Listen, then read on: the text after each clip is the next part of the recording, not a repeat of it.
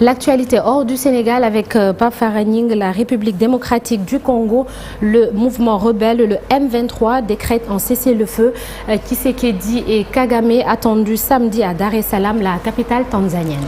Oui, Natar, le groupe rebelle M23 a indiqué hier soir dans un communiqué décréter un cessez-le-feu à compter d'aujourd'hui pour des raisons humanitaires. Une annonce unilatérale qui intervient après son offensive dans la ville de Goma en début de semaine, et alors que le président Félix Tshisekedi a promis une riposte vigoureuse. Le Kenya a fait savoir que les présidents congolais et rwandais sont attendus samedi à un sommet extraordinaire de la communauté des États d'Afrique de l'Est à Dar es Salaam.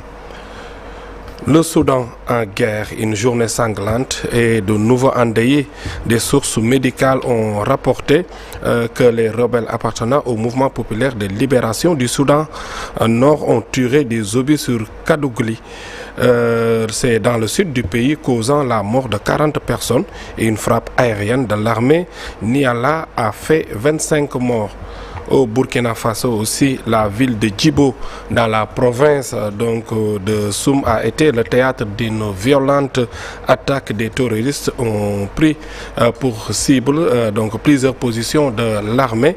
Le groupe de soutien à l'islam et aux musulmans a revendiqué ces attaques sans donner le bilan. Pour l'instant, il n'y a aucune communication officielle, ni de l'armée, ni du gouvernement. Allons en France, Nata, pour parler de François Bayrou, le Premier ministre qui a engagé pour la première fois la responsabilité de son gouvernement par l'article 49.3 de la Constitution sur le projet du budget pour 2025, qui lui permet de faire adopter le texte sans vote, mais l'expose à une motion de censure.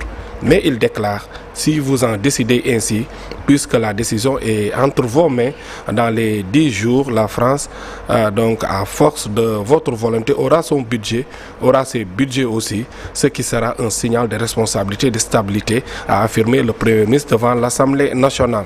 Terminons aux États-Unis, qui ont décidé de suspendre pour un mois leur taxe à 25% sur les importations mexicaines, annoncée par Donald Trump, a indiqué la présidente mexicaine Claudia Sheinbaum après une conversation avec son homologue américain.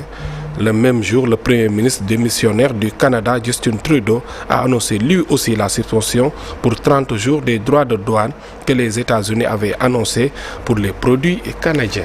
Merci beaucoup, Pape Farah Gningue. L'une des décisions de Donald Trump et les conséquences au Sénégal, on en parle tout à l'heure dans l'actu commentée. Alors, dans la seconde partie de l'émission, Abdoulaye Cissé sera là pour la chronique du jour, gestion foncière, la place du privé dans le projet. Et puis notre invitée ce mardi matin, Mariam Mbaké, députée membre du parti PASTEF. Elle sera là aux alentours de 8h45. Tout de suite, la une des journaux parus ce matin.